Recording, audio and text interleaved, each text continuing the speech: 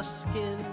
I'm gonna fight and I'm gonna win. It's time for Winnering to end. Stephen Gellman, I am so happy to have you with me here on Catskills Air.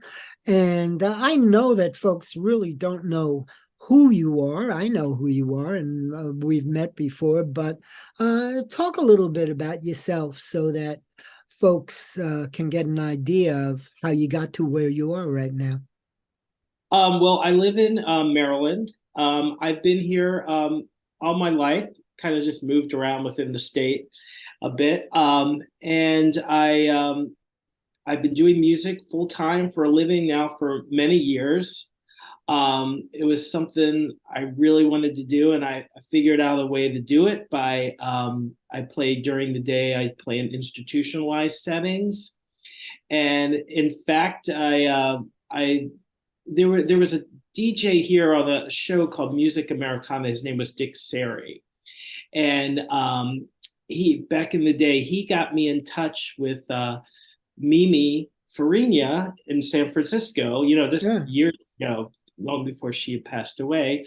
And she was kind of the inspiration. I talked to her. So I started, I did a program through the World Folk Music Association called Elder Folk, where we brought folk music concerts to senior homes. Great.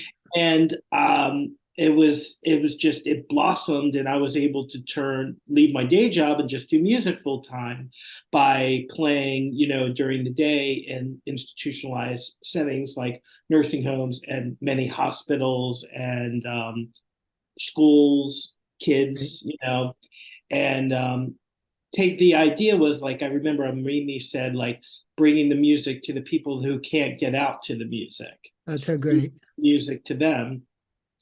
And that's a big part of what I do. And then, of course, in the evenings and weekends, and I play, you know, the coffee house circuit. And I used to tour a lot across the country, but as I've gotten older, I've slowed down a lot. I still do tour, but to a much smaller extent. Yeah. Well, do you know George Mann? I know the name, Yeah, but George. I've spoken to George many times. He's visited me numerous times in the studio, the WIOX studio in Roxbury. I've done one of these interviews with him.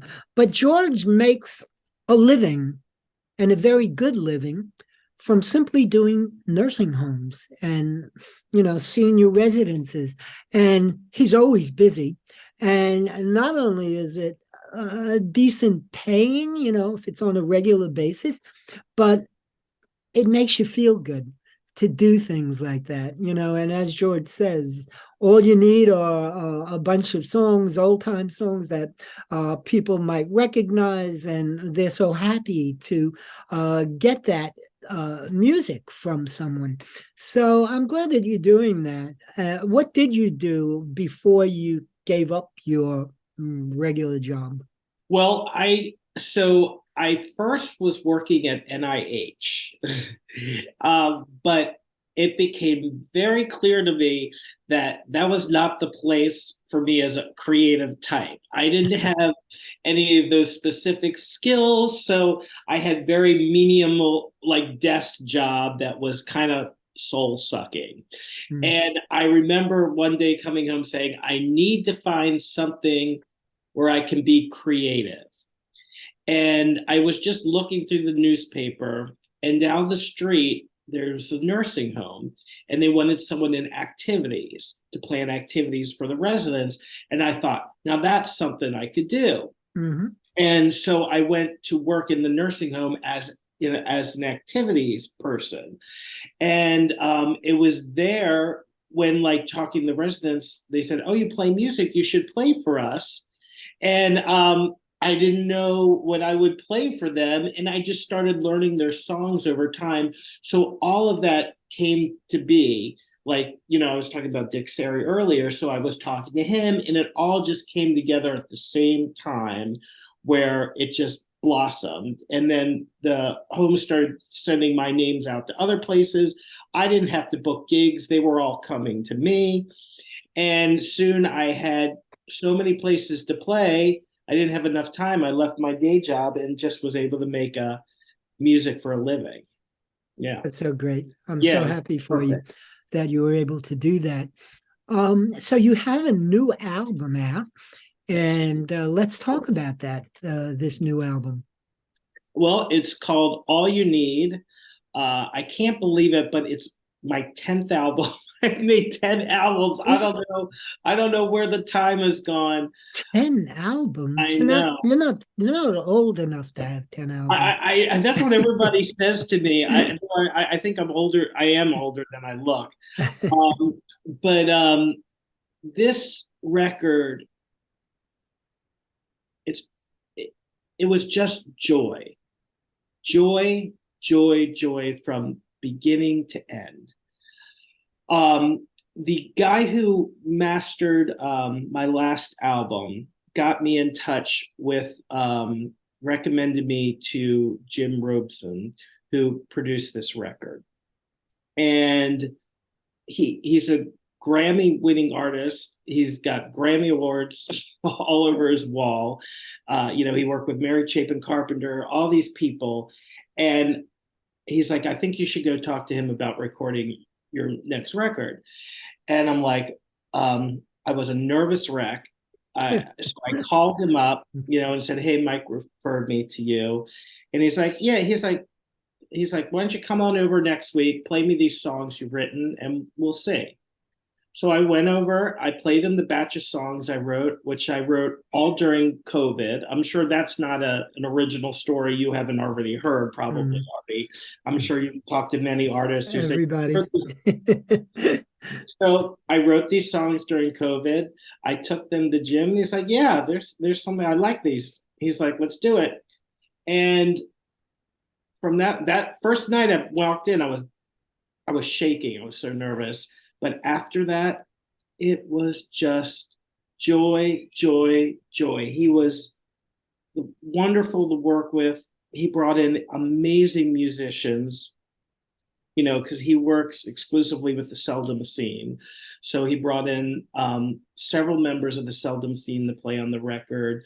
I'm sure Kathy Fink and Marcy Marxer, brought them. And he had this idea to bring in this woman named Chao Tian, who plays the Chinese dulcimer. She said, I think this is what this record needs. And it was just magic. It was just magic. So I'm like, oh, I see why you have Grammy Awards, because he was just spot on with and it was just a joy making this record. What is the Chinese dulcimer? How is that different? Well, it looks a bit different. It's gorgeous. It's a little larger. It's a little more ornate. It's or at least Chow's version. It was just beautifully decorated. The wood and the design. It was beautiful. Watching her play it was just poetry in motion. Though it looks, when she's playing it like a standard dulcimer, I think the tones are a bit different.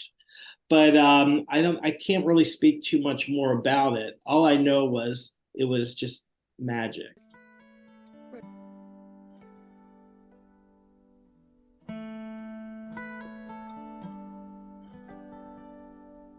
You got up today, made your bed, brushed your teeth, and you called a friend.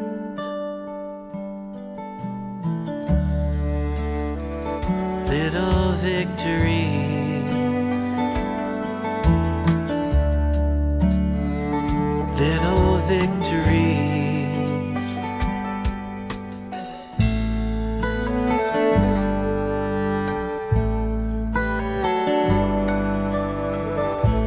Put on clean socks, went for a walk, brushed your hair, about yourself you cared. Little victories,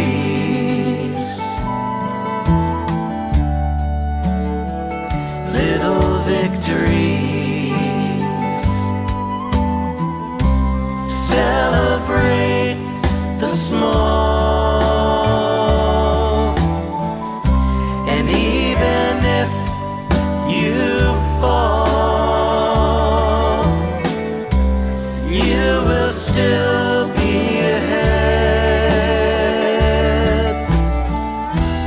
Tiny steps are best.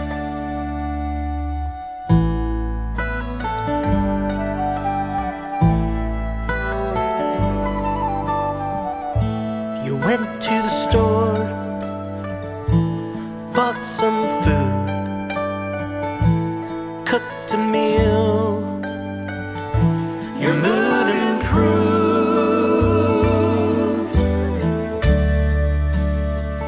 Little victories,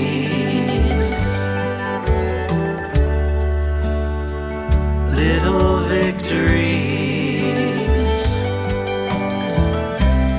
Celebrate the small,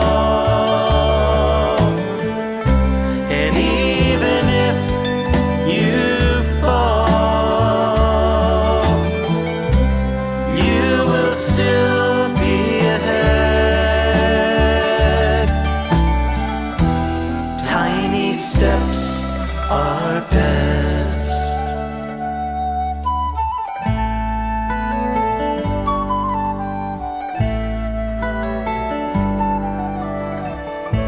You had a bad day, that's okay. You're doing just fine.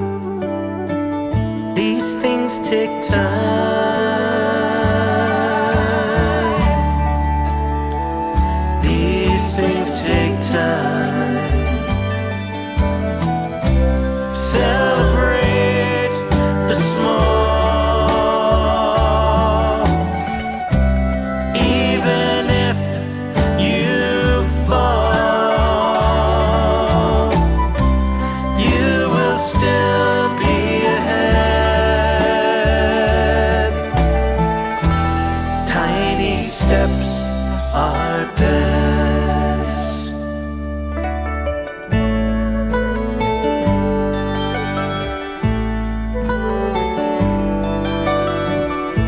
I got up today,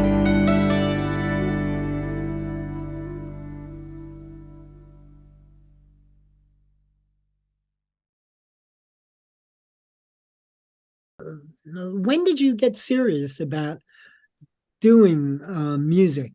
You know, you had another job, but when did you really get serious about it?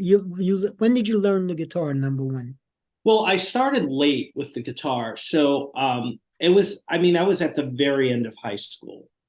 And I had spent the first half of, my life as a youth drawing, and I drew comic books. Thank And you. that's Yeah. all I wanted to do as a kid. And I was drawing comic books. And finally, my mother hated that I would just be inside just drawing all the time. And she would try and get me to, she's like, go out and play sports like your brother. And all I wanted to do was sit there and draw. So it was like the end of her existence my whole youth. And then finally, I hit like my senior year, and she's like, well, I guess you're going to go to art school then. And so then I'm like, oh, now you're going to do this? Well, guess what? I'm going to be in a rock and roll band.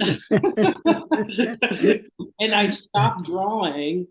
And this is the truth. I went out, I had a little bit of money that I had saved up, and I bought a cheap electric guitar. And I bought the sheet music to Joan Jett's I Love Rock and Roll. And I came home. I didn't have any money for lessons, but I had been in chorus in high school. So I learned a little bit of music theory, just, menial, a little bit. But I looked at the sheet music, I looked at the guitar, and I'm like, okay, this is an E, this is, and I figured it out. And then I tried to play in bands, and it was really hard, getting kids to be serious about it and want to rehearse and get good. And nobody was interested. They rather, go out and party. And so I was feeling rejected, I think. And I turned to an acoustic guitar that was given to me by a friend of a friend whose brother didn't want it anymore. But it sat under my bed and collected dust because, when as a kid I wanted to play electric. But then something was happening, like acoustic music was entering like the mainstream radio. There was Tracy Chapman, there was Suzanne Vega, there was these artists, and I'm like, whoa, what is this? This is speaking to me. And I fell in love with it. And then I turned to the acoustic guitar, and then I went backwards, and then discovering where it all came from. And, Phil Oakes became my hero. And, just as a child, I loved John Denver. And then I rediscovered John Denver, and just I fell in love with acoustic based music and folk music. And I went from there, and I just kept going. Wow. Along the way, do you go to festivals, folk festivals, and things like that? I never have. I never have. Yeah. I've just always kind of stayed in my lane. And I know it's something I should, and I think about it a lot. You should. And now I wonder to the point, like, I get to the point now I'm too old to do that. And then and I'm like, maybe I am, but then this album happened and I'm so excited about it. I have been to Folk Alliance, though it's been a very, very long time. And that I'm definitely going to go back and do. Absolutely. That's a promise. But when I went, it was a long time ago. And I'm a very, like you said, you're like, I don't want to stay with people. I'm the same way. I'm very, like when I'm on stage, you put on a hat. People say to me, they're like, who is this person you just became? Because in my real life, I'm very introverted and very kind of sheltered. So when I went to Folk Alliance, like I went to sessions during the day and I took notes and stuff, and it was really helpful. But at night, I freaked out. And I remember it was in the Poconos, and there was a movie theater in the facility that was hosting Folk Alliance, and I just went to the movie theater because I was I'm like, oh my God, there's so many people. I don't know anybody. I don't know what to do. And I'm like, I wasted my time because I didn't push myself. But I'm going back.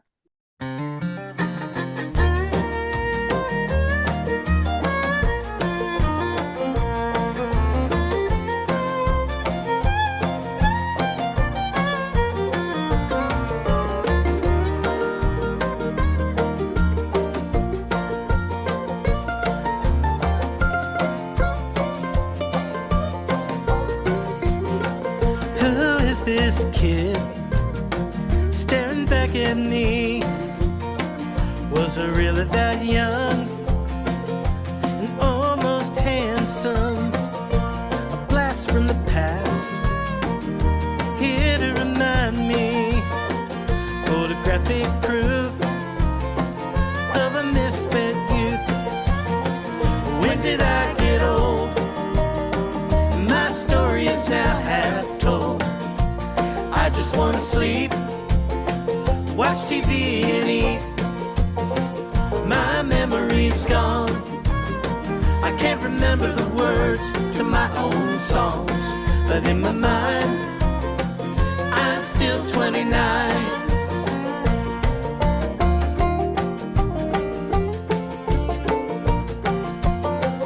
I remember this guy, he had such dreams. They were not to be denied. I want to tell him that some will come true, but most of them, they gotta fall right through. When did I get old? And my story is now half told. I just want to sleep, read my books and eat. My memory's gone. I can't remember the words to my own songs, but in my mind, I'm still 29. 29.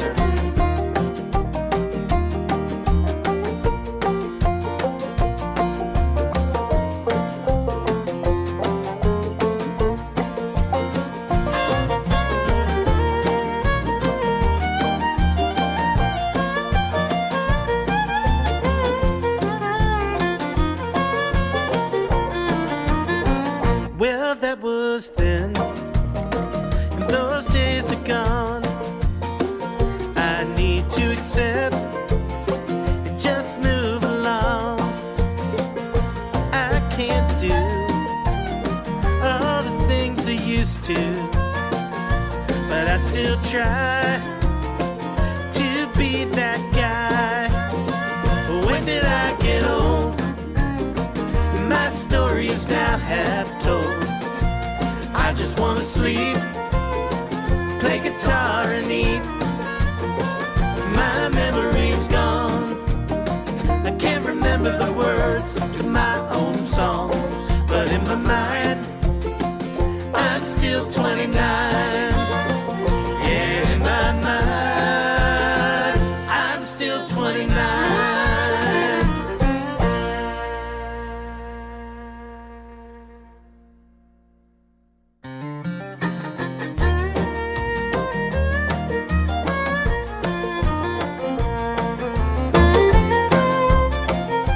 My music publishing is under Hidden Poet Music, and back in the day when I set that up, I didn't think like the smart thing would have put it as my name, but as we're just talking about, like with Folk Alliance, I don't always do the smart thing.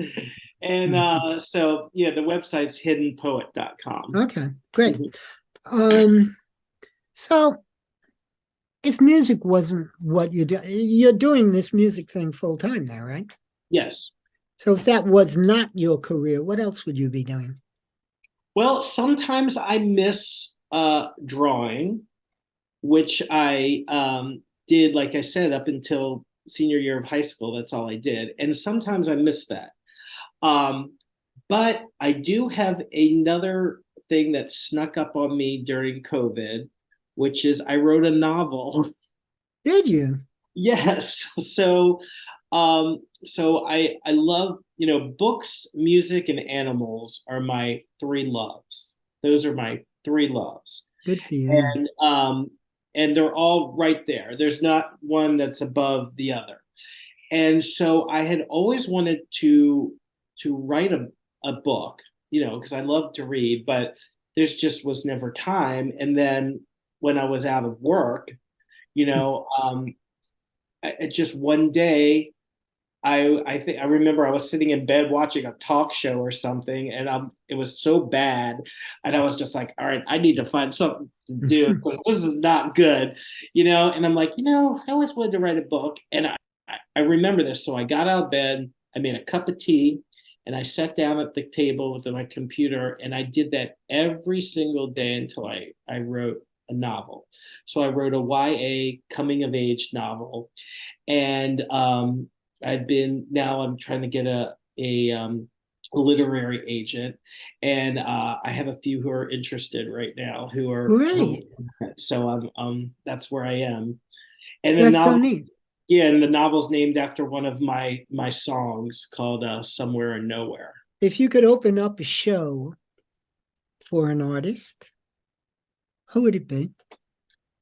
Oh my gosh. Well, I've already been really lucky with opening acts. I've opened for Dar, opened for Cheryl Wheeler. I opened for Richie Havens Get away. at the Birchmere. Those Yeah. are all great people to open up for. So I've had some really great ones. Dar was especially memorable for me because I remember after the show, she said, put out your hand. I put out my hand, and she put a wad of money in it. And she said, opening acts are never paid what they're worth. I was paid, but she gave me extra out of her. Oh, sweet. And I will never forget that. That Never is so forget great. that. She's such a sweetheart. Now, what about singing with them? I've asked many artists, who would you like to sing with? Who would you like to be on stage with singing with you? Oh my gosh. Male, female, dead or alive? Well, I probably the same answers, Chapin and Indigo Girls. There is also, have you heard of a group called the Brother Brothers? I know the Brothers. Yeah, I'm obsessed with their music. They're great. And I listen to them constantly. I cover like 10 or more of their songs because I just love their songs. And so I love their music. Yeah, that's so neat. Once again, Stephen's website, and this is if people want to buy your music. Is that the best way to go about it? Yeah, the website has a direct link to the Bandcamp store, which what everybody's using these days, Yeah. And everything's there. But yeah, the website. Stick with Bandcamp and not Spotify, folks. If you're interested in downloading an artist's music, Bandcamp pays the artist actually money. Spotify, you might get a fraction of a penny.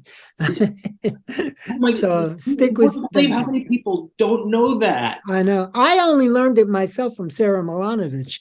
Sarah told, she gave me the full lowdown on it. I never knew that. But yeah, yeah. It is what it is. I know so many people that use Spotify and I want to punch them in the nose. Even DJs,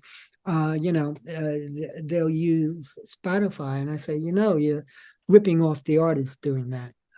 They're not getting what they deserve from all of the work that they put in and the cost of the album. It's just prohibitive. So in any event, that's what it is.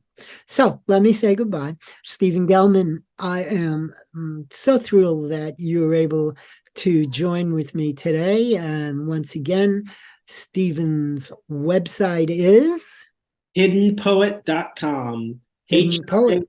HIDDENPOET.com. There you go. Stephen, thanks a million. I hope the rest of your day is fantastic. Goodbye, Oscar. Bye. See you. What's his name again? Oscar. Oscar, I love you. You're a cutie. I'll see you guys soon. Bye. We're not that different. We both go to work. We both pay bills and we shop at the local grocery store.